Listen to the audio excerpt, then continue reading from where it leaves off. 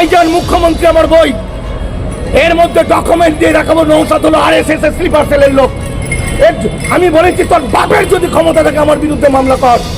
আজ উকিল ফোন করেছিল নৌসাদ সিদ্দিকী, সে তো আমাকে অনেক কিছু বলার পর লাস্টে স্যার বলছে, লাস্টে স্যার আমার বাপের ক্ষমতা থাকলে একজন খালি আমার বিরুদ্ধে একটা মামলা করো, দেখি আমি এখন ডকুমেন্ট দিয়ে দেখি তো যে RSS এর স্লিপার সেলের লোক হলো নৌসাদ। এখানে নৌসাদ সিদ্দিকী দালাল RSS এর, সে বলছে সে তার কাজকর্ম হচ্ছে ইসলাম আসল নয়, আসল আমার বাবা, আসল আমার বাবা নরেন্দ্র মোদী বলে আমার এই বই আবার বলছি। ভাইজান মুখ্যমন্ত্রী হওয়ার লোভে কিভাবে RSS কে সাহায্য করলো এবং RSS কিভাবে ওদেরকে হেল্প করলো, সম্পত্তি দিয়ে সেটা এই বইটার মধ্যে আছে। এখনো বলছি একত্রিত হন, হাতে হাত মেলান, ওয়াকফ সম্পত্তির সব হেরে গেছে। এই দেখুন ভাইজান মুখ্যমন্ত্রী আমার বই, এর মধ্যে ডকুমেন্ট দিয়ে দেখাবো নৌসাদ হলো RSS এর স্লিপার সেলের লোক। আমি বলেছি তোর বাপের যদি ক্ষমতা থাকে আমার বিরুদ্ধে মামলা কর। আজ উকিল ফোন করেছিল নৌসাদ সিদ্দিকী, সে তো আমাকে অনেক কিছু বলার পর লাস্টে স্যার বলছে, লাস্টে স্যার আমার বাপের ক্ষমতা থাকলে একজন খালি আমার বিরুদ্ধে একটা মামলা করো, দেখি আমি এখন ডকুমেন্ট দিয়ে দেখি তো যে RSS এর স্লিপার সেলের লোক হলো নৌসাদ সিদ্দিকী। এই তো আর কারো আমি সবার সঙ্গে ঝগড়া করবো না, আমি একজন। তো আপনারা যাতে নৌসাদকে নৌসাদ বলে মনে করছেন, আমি নৌসাদ মনে করি ও বিরাট পাওয়ারফুল, কারণ ওর পিছনে পুরো RSS, পুরো বিজেপি। ফলত একটাকে ধরতে হবে, আমার এই যে ডকুমেন্ট, এই তো ডকুমেন্ট সব, এই ডকুমেন্টগুলো থেকে প্রমাণ হচ্ছে। আবার দেখুন একজন মানুষ যখন বিখ্যাত হয়ে যায় না, তার পারিবারিক জীবনও মানুষের জানার অধিকার থাকে। কোর্ট কি বলছে, একজন পীরজাদা একটা মেয়ের সঙ্গে বিয়ে করবো বলে দিন রাত অনেকদিন থাকার পর সহবাস করে লাস্টে চিট করে দিয়েছে, তো কোর্ট বলছে, কোর্টের কাগজ। আবার কি বলছে দেখুন, বলছে মেয়েটাকে চিনি না। আজকে সোশ্যাল মিডিয়ার যুগে কি বলছে দেখুন, হোয়াটসঅ্যাপ চ্যাটে বলছে শুক্রবারে সেক্স করতে নেই। এগুলো বলার কথা নয়, কিন্তু যখন একজন মানুষ বিখ্যাত হয় তখন তার পারিবারিক জীবনটাও মানুষের জানার বিষয় হয়।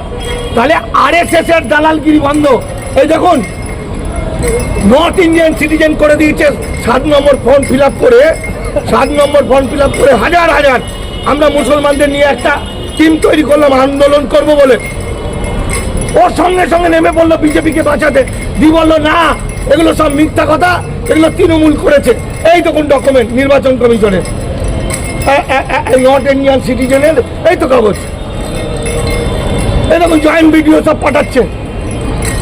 হ্যাঁ এই তো নির্বাচন কমিশনের কাগজ, এই তো নির্বাচন কমিশনের কাগজ।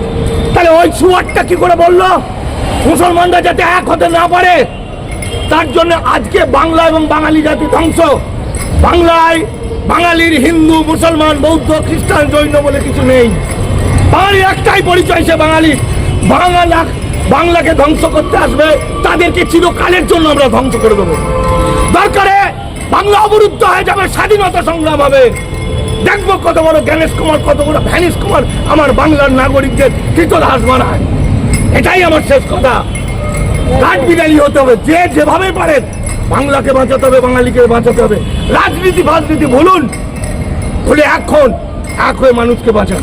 শুভেন্দু অধিকারী দেখি এই ঘটনা চলাকালীন তিনি বলছেন যে সিএতে আপিল করুন, আপনারা নাগরিকত্ব পাবেন যারা মতুয়া। দেখুন যারা ডিলিট হয়ে গেছে তাদের তো যতই বলুক আর কিছু করার নেই, নথি তো সব ডিলিট।